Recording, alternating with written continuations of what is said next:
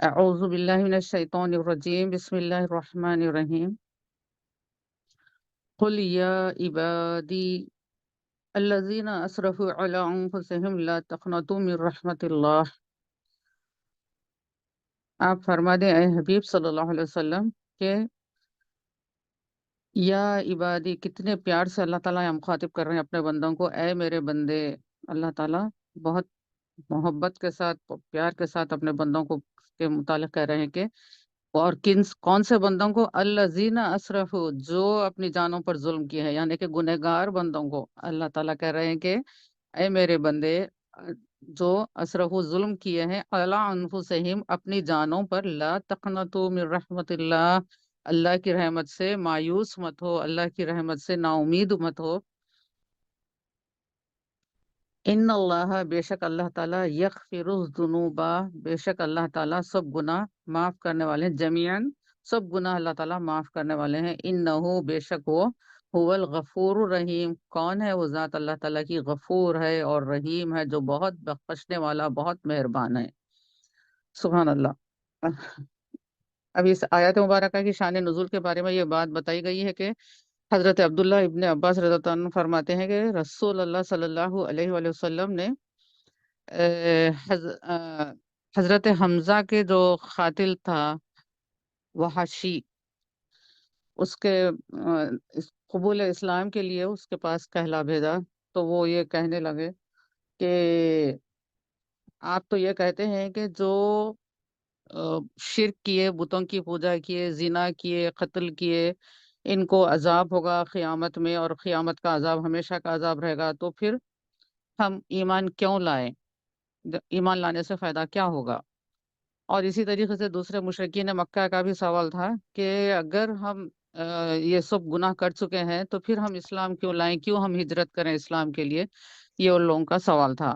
تو اس کے جواب میں رسول کریم صلی اللہ علیہ وسلم نے آیت مبارکہ سنائی سورہ فرقان کی، کہ جس میں اللہ تعالیٰ یہ فرماتے ہیں کہ جس نے توبہ کی، مگر جس نے توبہ کی اور ایمان لایا اور اس نے نیک اعمال کیے تو اللہ اس کی برائیوں کو بھی نیک اعمال سے بدل دے گا، اور اللہ بہت بخشنے والا اور بہت مہربان ہے۔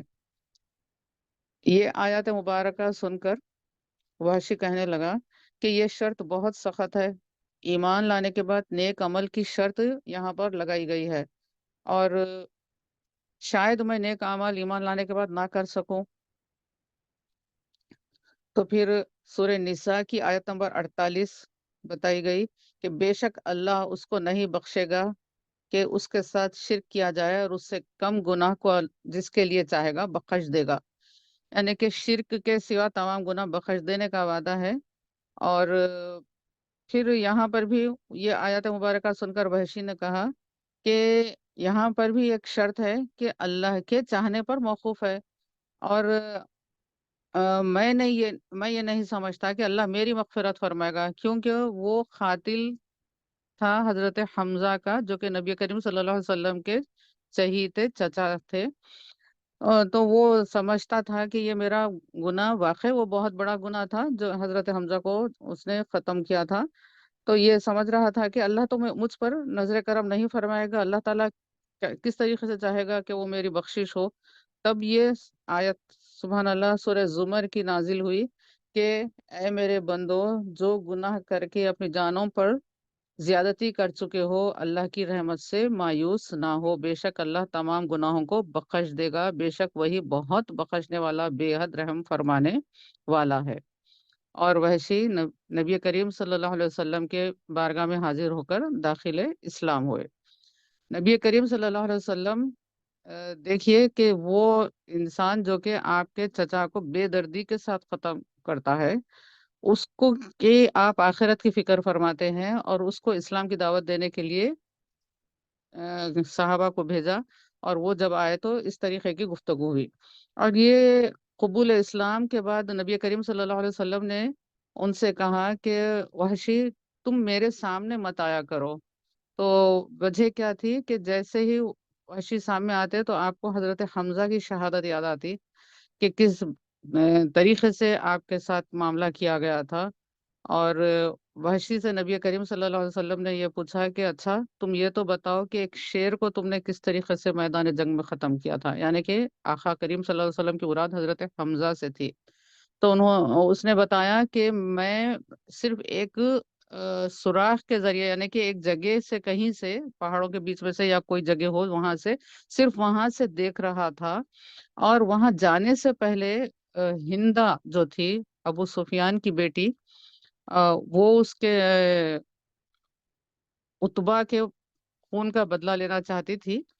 और वो ये वहशी से ये कह रही थी कि तुम मैदान ओहद में जाकर हजरत मोहम्मद सल्लल्लाहु अलैहि वसल्लम को, हजरत अली करम वजह को और हजरत हमजा को नौजुबिल्ला शहीद कर देना।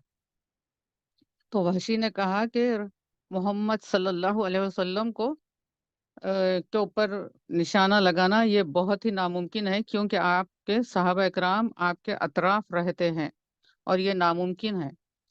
और फिर उसने ये कहा कि मौला अली करम वजह के ताल्लुक से भी मैं ये बात नहीं कह सकता कि मैं उनको ख़त्म कर सकूंगा, क्योंकि वो बहुत फुर्तीले और बहुत तेज है। वो बहुत यानी कि एक्टिव रहते हैं, हर तरफ नज़र रखते हैं। तो मैं उनका भी निशाना नहीं बना सकता। फिर उसने कहा कि अलबत्ता मैं हमजा के ताल्लुक से कहता हूँ कि मैं ये काम करूंगा। ये कहा और आपकी ताक में मैदान जंग में बैठ गया। अब वहां पर मैदान जंग में वो एक जगह से सिर्फ हजरत हमजा को ताक रहा था, और वो भी इतनी दिलेरी के साथ आप लड़ रहे थे मैदान जंग में। और उस वक्त एक आपकी जो जिसमें मुबारक पर चादर थी, वो चादर थोड़ा आपके जिस्म से सरक गई, और वो सरकने के बाद आपका ये नाफ नजर आ रही थी।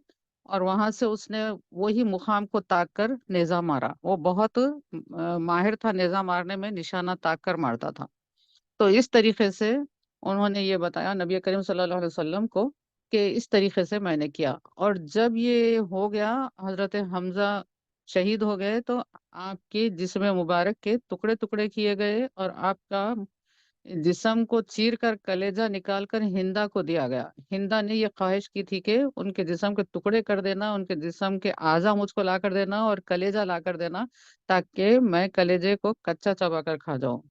एक वहशियाना अंदाज जो दौरे जाहिलियत में लोग अपने दुश्मन की नाशों के साथ करते थे, आज भी हम देखते हैं कि आज दुनिया जो अपने आप को बहुत ज्यादा महज़िब कहती है, और एक महज़िब सोसाइटी का अपने आप को नाम देती है, और उनके पास अखलाक नहीं है जंग के भी।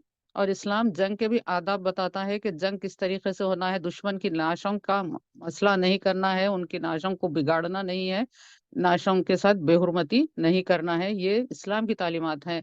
और खवातीन को और बच्चों को जंग में हाथ नहीं लगाना, मारना नहीं, ज़ईफ लोगों को जो जंग का हिस्सा नहीं है उनको नहीं हाथ लगाना, ये इस्लाम की तालीमात हैं। और मैदान जंग में जो दरख्त आ जाते हैं बीच में, दरख्तों को नहीं काटना, ये है इस्लाम के उसूल।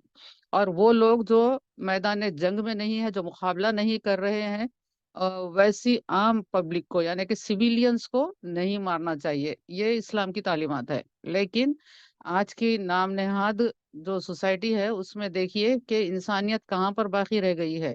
किस तरीके से जंगें लड़ी जा रही हैं, किस तरीके से सिविलियंस पर हमले किए जा रहे हैं, किस तरीके से बस्तियां तबाह की जा रही हैं, किस तरीके से सोते हुए लोगों पर बम बरसाए जा रहे हैं, किस तरीके से बच्चों को हलाक किया जा रहा है, दवाखानों को तबाह किया जा रहा है, स्कूलों को तबाह किया जा रहा है। तो ये तालीमात एक तरफ है, ये इंसान के काम एक तरफ है, दूसरी तरफ इस्लाम की ये तालीमात है। लेकिन सवाल, क्या हम इस्लाम की ये तालीमात को दूसरे इंसानों के सामने रखने में कामयाब हुए? हम ये दावत तबलीग का काम कितना मौसर अंदाज से कर रहे हैं? ये बात सोचने की है, क्योंकि एक मुसलमान की जिंदगी का मकसद, जो भी मुसलमान है वो जिस सतह का है, मैं एक हूँ, मैं अपने घर में रहती हूँ, मैं बाहर नहीं निकलती हूँ, मेरे कुछ कॉन्टैक्ट्स नहीं है, मेरा कुछ असर रसूख नहीं है समाज में, सोसाइटी में, कम्युनिटी में, लेकिन मैं एक अपने घर में तो रहती हूँ। تو ہم کو اپنے گھر کے لوگوں کی اصلاح کرنے کی فکر کرنی چاہیے۔ اور کچھ لوگ ایسے ہیں کہ خاندان میں ان کی بڑے مقام رہتا ہے، لوگ ان کی بات سنتے ہیں۔ خاندان میں اپنے لوگوں کو کتنا اسلام کی طرف راغب کرنے کی کوشش کرتی ہوں، کتنا ان کے برے اعمال کے اوپر ان کو ٹوکتی ہوں، کتنا ان کے سامنے اسلام کی تعلیمات رکھنے کی کوشش کرتی ہوں۔ یہ بات ہم کو سوچنا چاہیے۔ اور پھر اس سے ہٹ کر ہم دیکھیں کہ اگر اور کوئی بڑے مقام کا حامل ہے تو وہ اپنے مقام اور مرتبے کے لحاظ سے آ، امام کو لے لیجئے، مؤذن کو لے لیجئے، مساجد کی کمیٹی کے ارکان کو لے لیجئے، یہ لوگ جو عہدہ ہے یہ اس کا کس طریقے سے حق ادا کر رہے ہیں، کتنا یہ لوگوں کے سامنے اسلام پیش کرنے کی کوشش کر رہے ہیں، یا صرف نماز پڑھ کر نکل جا رہے ہیں، اذان دے کر نکل رہے ہیں، مسجد کے اخراجات چلا کر نکل جا رہے ہیں، اپنی ذمہ داریوں سے نکل جا رہے ہیں۔ یہ نہیں ہوگا۔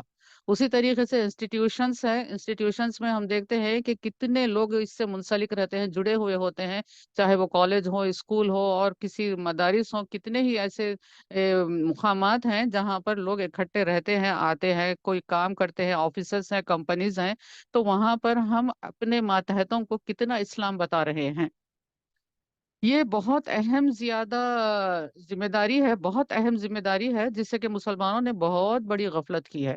اور یہ غفلت ایسی ہے کہ یہ ناقابل معافی نہیں ہے۔ جیسے کہ بارہا ہم یہ حدیث مبارکہ سنے ہیں کہ امر بالمعروف اور نہیں عن المنکر کے کام کو کرتے رہنا ہے، کرتے رہنا ہے، کرتے رہنا ہے۔ مقصد ہی یہی ہے زندگی کا۔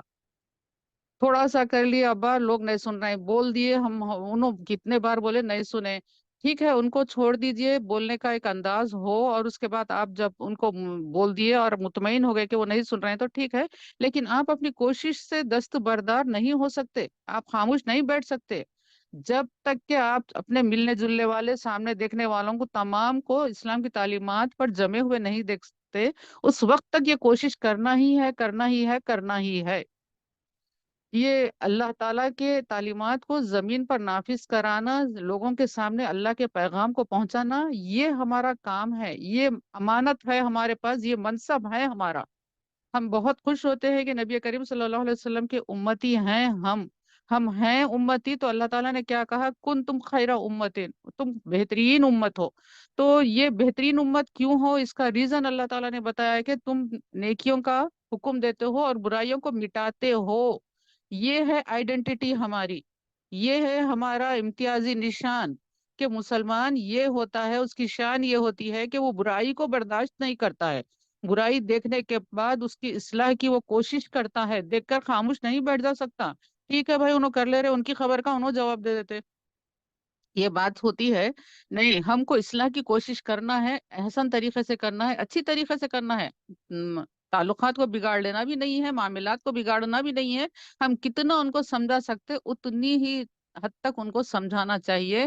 لیکن پھر میں یہ کہہ رہی ہوں کہ ایک دن، دو دن، تھوڑے دن کر کر ہم اس سے دستبردار نہیں ہو سکتے۔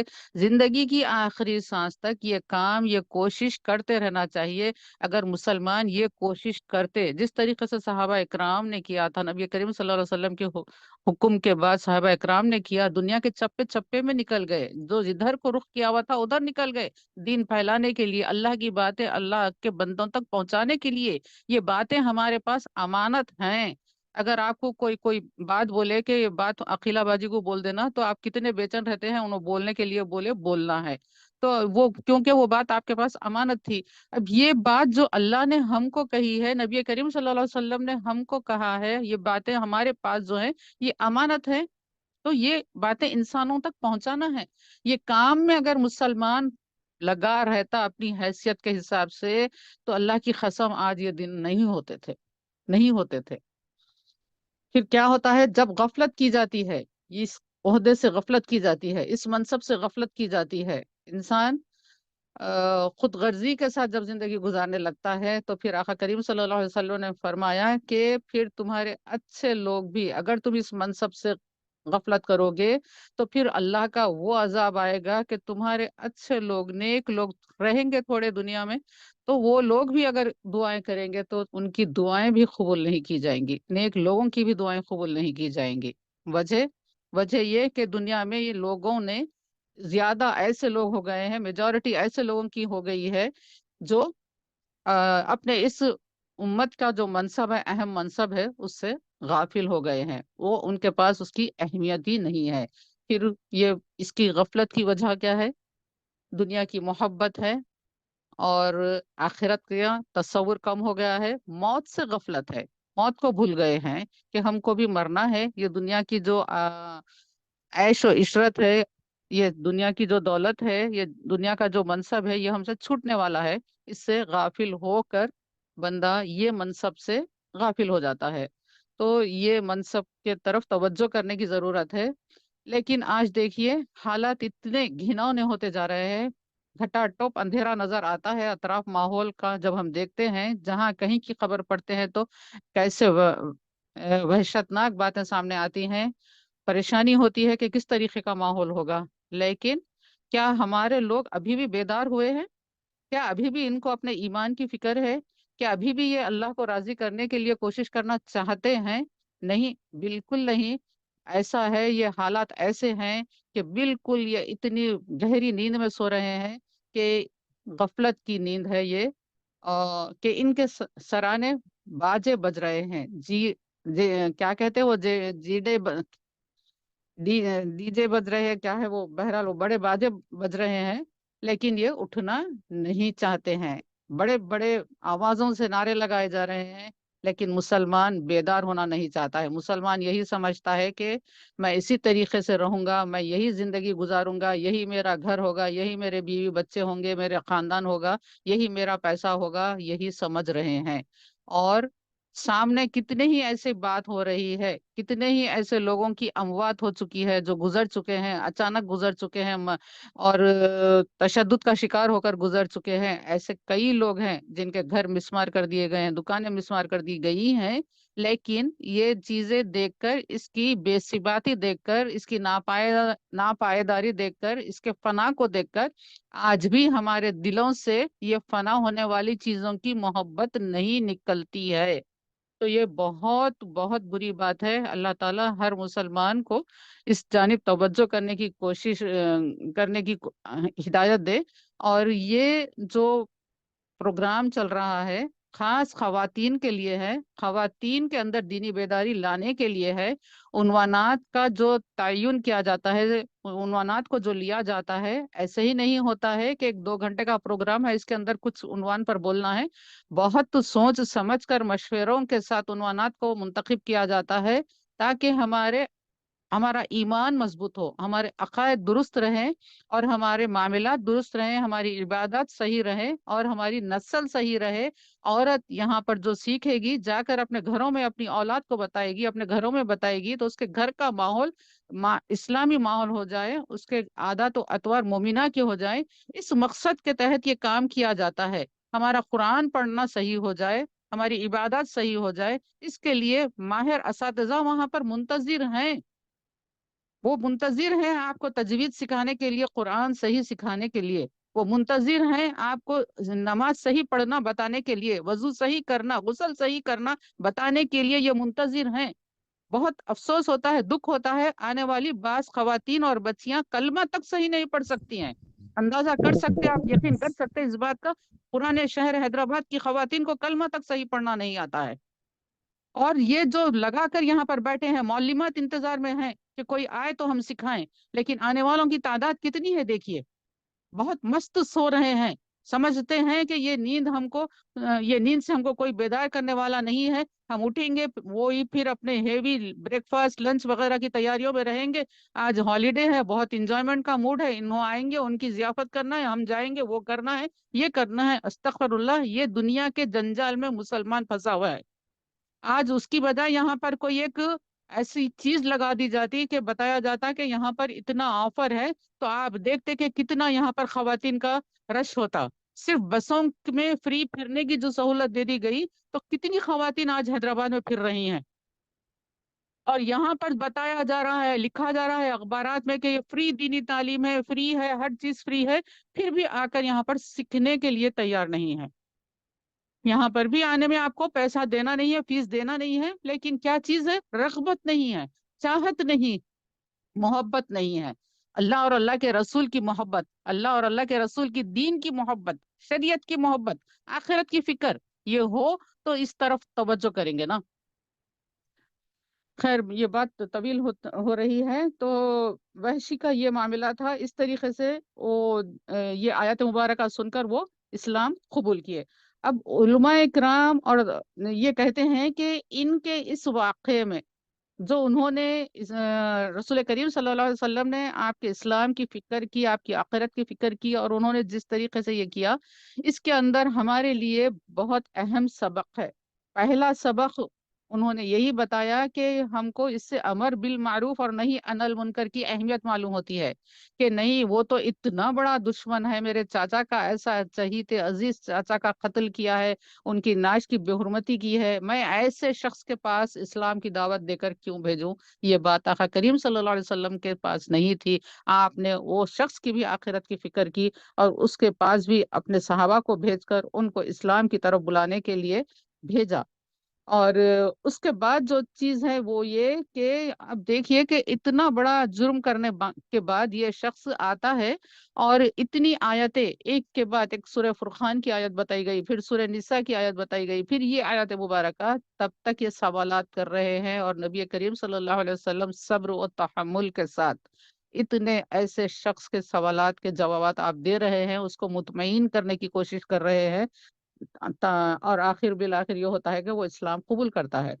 پھر اس کے بعد یہ ہے کہ مایوس نہیں ہونا. تیسرا سبق وحشی کے رضی اللہ تعالیٰ عنہ کے اسلام لانے کے واقعے میں ہمارے لیے تیسرا سبق یہ ہے کہ مایوس نہیں ہونا چاہیے. انسان کو کوشش کرنا ہی چاہیے امر بالمعروف اور نہیں عن المنکر کی. اور چوتھا سبق یہ ہے کہ کسی کو بھی انسان کمتر نہ سمجھے. تو یہی ہم کو بزرگان دین بھی، صوفیاء اکرام بھی یہی کہتے ہیں کہ چاہے سامنے والا تمہارا کوئی کتنا ہی برے کیریکٹر کا بظاہر انسان کو نظر آتا ہو، اس کے کچھ معاملہ جو بھی ہو، اس کو دیکھ کر کبھی بھی کتنا ہی اس کی برائیاں سامنے آ جائیں، لیکن اس کے باوجود بھی کتنا ہی نیک انسان اپنے آپ کو اس کے مقابل میں یہ تصور نہ کرے کہ اس سے میں بہتر ہوں. یہ ہرگز نہیں سمجھنا چاہیے، کیونکہ اللہ تعالیٰ بعد میں اس کو ہدایت دے اور کفر سے وہ ایمان کی طرف چلا جائے، معصیت سے وہ اطاعت کی طرف چلا جائے. تو اس طریقے سے کون کب کون سا سفر کرتا ہے ہم نہیں کہہ سکتے. یہی وحشی ہم دیکھتے ہیں کہ جب یہ اسلام لائے تو حضرت ابوبکر صدیق رضی اللہ تعالیٰ عنہ کا زمانہ ہے. نبی کریم صلی اللہ علیہ وآلہ وسلم اس دنیا سے جب پردہ فرمائے تو بہت سے کذابوں نے نبوت کا دعویٰ کیا، اور اس میں ایک مسیلمہ کذاب بھی تھا، اور یہ یمامہ کی طرف اپنی نبوت کا نعوذ باللہ دعویٰ کیا تھا. اور اس سے مقابلے کے لیے جو حضرت اسامہ کی سپہ سالاری میں جو لشکر گیا تھا، اس میں وحشی نے اس کو مسیلمہ کذاب کو طاق کر اس کو نیزہ مارا تھا، اور پھر بعد میں ایک انصاری صحابی نے اس کی گردن پر مارا تھا. تو پہلے مار کر گرانے والے حضرت وحشی ہی تھے.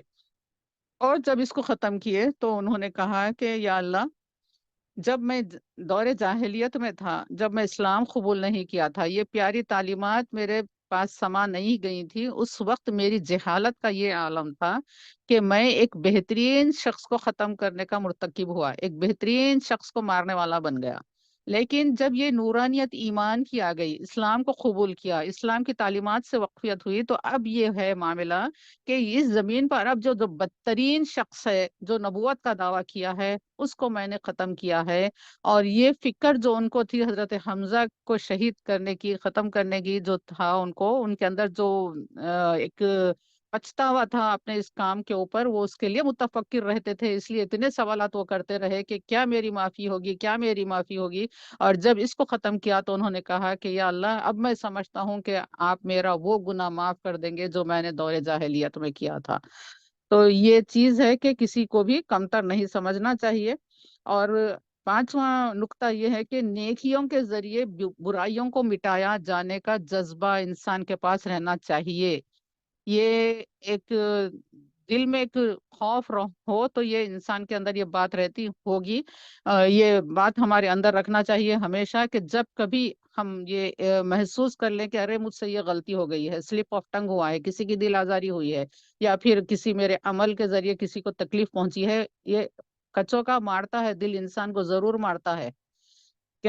تو جب یہ ہو جاتا ہے تو فوری اس کے بعد جو ہے توبہ کرنا چاہیے، اللہ تعالیٰ کے حضور توبہ کرے۔ اور بزرگان دین یہ کہتے ہیں کہ جب کبھی ایسا احساس ہو کسی جگہ پر، ہم جہاں کہیں بھی ہو، وہاں پر کسی محفل میں ہو، کہیں پر بھی ہو، جب کچھ ہم سے ایسی غلطی ہو جائے، کچھ گناہ کا ہم سے ارتکاب ہو جائے، تو فوراً اللہ تعالیٰ سے معافی وہیں پر چاہ لیں جب یاد آ جائے، اور پھر وہاں پر کچھ ایک نیکی کر کر اٹھیں۔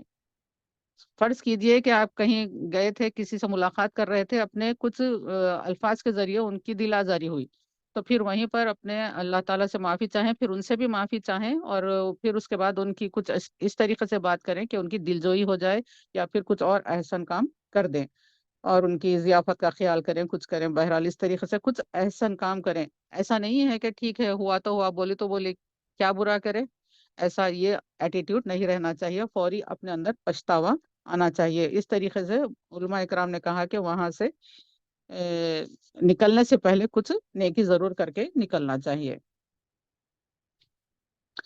آگے دیکھتے ہیں، وَأَنِيبُوا إِلَىٰ رَبِّكُمْ وَأَسْلِمُوا لَهُ مِن قَبْلِ أَن يَأْتِيَكُمُ الْعَذَابُ ثُمَّ لَا تُنصَرُونَ۔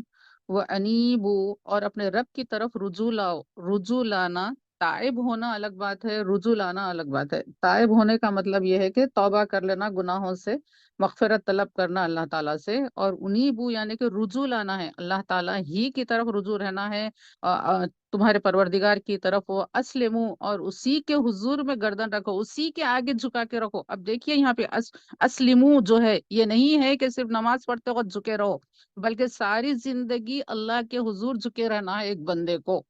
یہاں پر اللہ تعالیٰ اپنی شان ربوبیت کے حساب سے معافی کا اعلان کر دیے کہ میرے بندوں سے بول دو جو ظلم کر لیے ہیں اپنی جانوں پر گناہ کر کے، میں ان کے تمام گناہ بخش دینے والا ہوں، بے شک اللہ تعالیٰ غفور ہیں، رحیم ہے۔ یہ اللہ تعالیٰ کی شان غفاری ہے، یہ اللہ تعالیٰ کی شان رحیمی ہے، کریمی ہے، یہ بتا رہے ہیں۔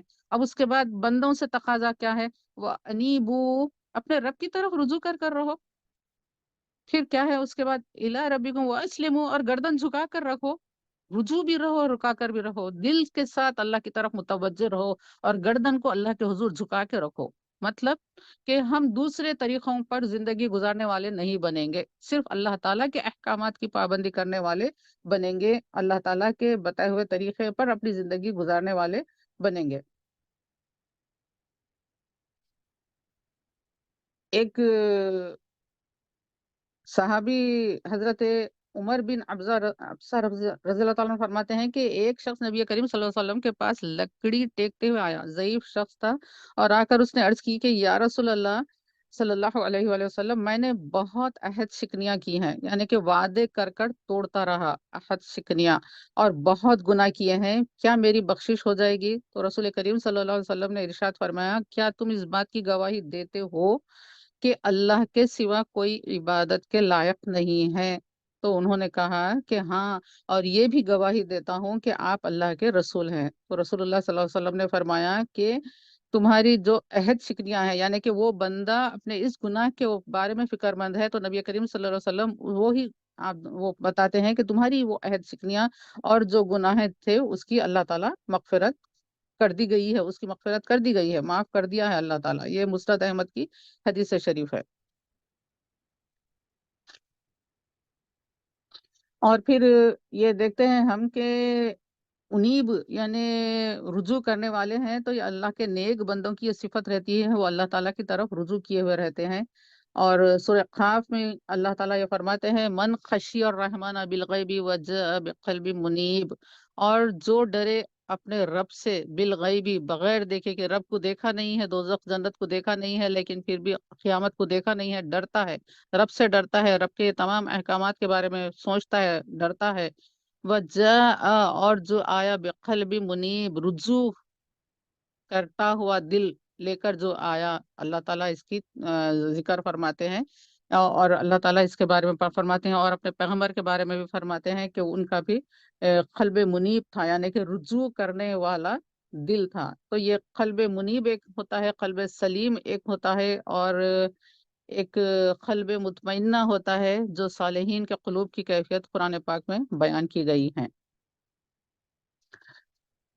من قبل ان یأتیکم العذاب ثم لا تنصرون، اسی کے سامنے گردن جھکا کے رکھو، من قبلی، اس سے قبل کہ ان یاتیکم العذاب، کہ تمہارے پاس آ جائے عذاب، ثم لا تنصرون، پھر تمہاری مدد نہ کی جائے۔ جب حکم ہو جائے گا پروردگار کا، عذاب کے فیصلے کا فیصلہ ہو جائے گا، تو پھر اس کے بعد مدد نہیں کی جائے گی۔ تو عذاب آنے سے قبل بندے کو توبہ کرنا چاہیے، رجوع لانا چاہیے، اللہ تعالیٰ کے آگے جھکے رہنا چاہیے۔ جب توبہ اس کا عذاب کا فیصلہ ہوگا، تو وہ فیصلے کے بعد توبہ کریں گے تو قبول نہیں ہوتا ہے، تو عذاب آنے سے قبل توبہ کرنا ہے، اللہ کی طرف رجوع کر لینا ہے۔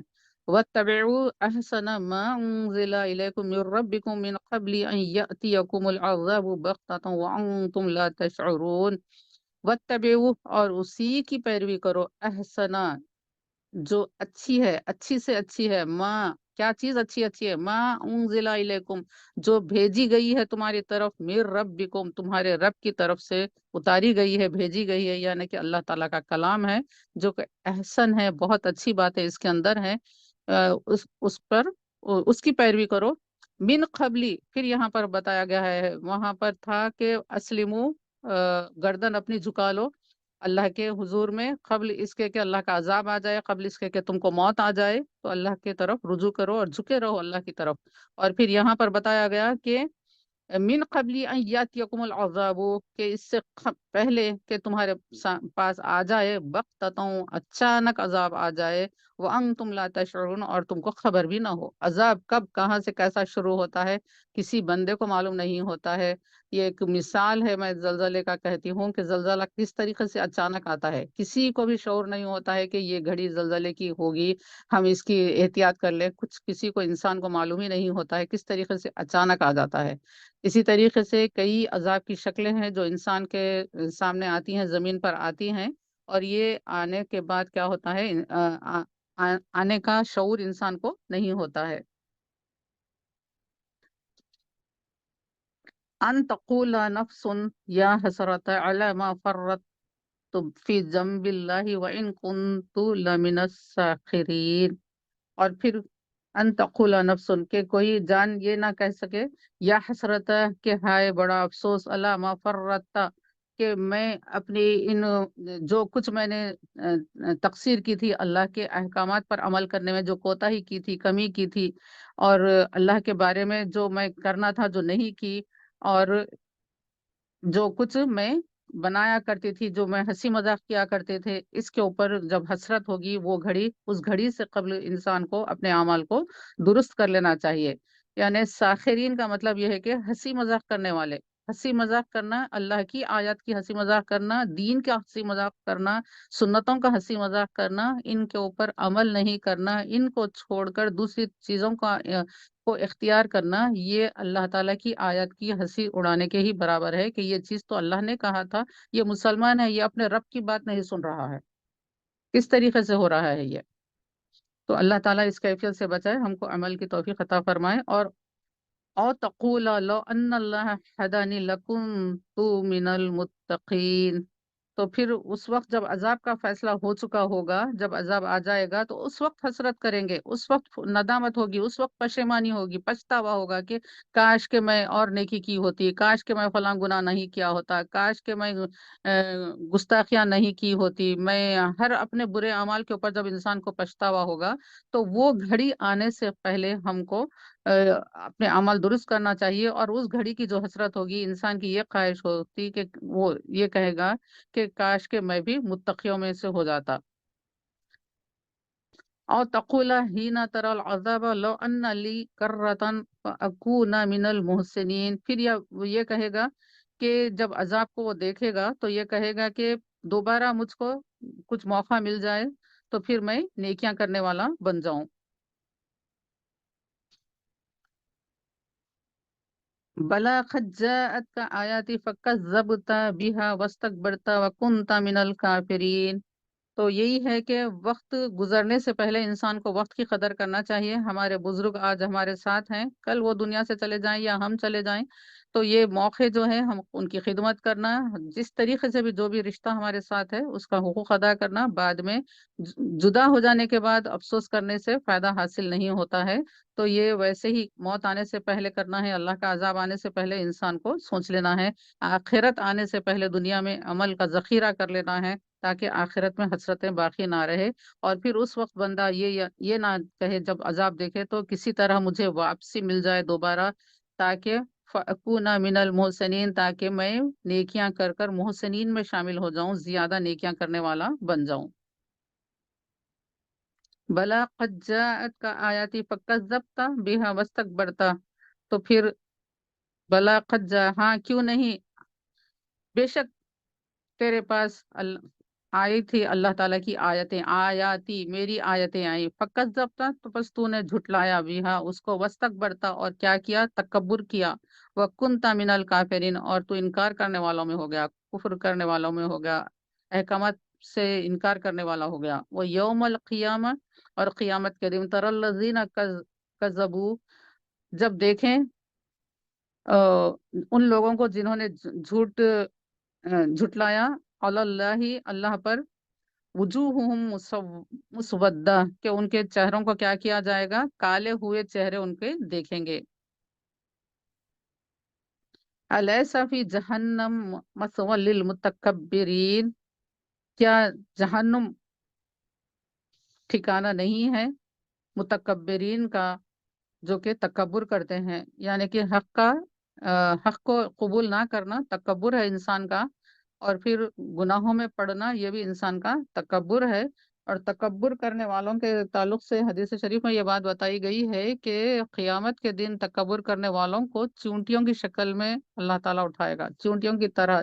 چونٹی کیا ہے؟ ایک بہت ہی حقیر، ایک چھوٹی سی مخلوق ہے اللہ تعالیٰ کی، جو کہ زمین پہ رینگتے رہتی ہے، اور کئی جانور اور انسان کی طرف سے وہ مثل دی جاتی ہے چلتے ہوئے۔ تو متکبرین کا حشر قیامت کے دن چونٹیوں کی طرح ہوگا، اور ان کو اسی شکل میں جہنم کی طرف ہانکا جائے گا۔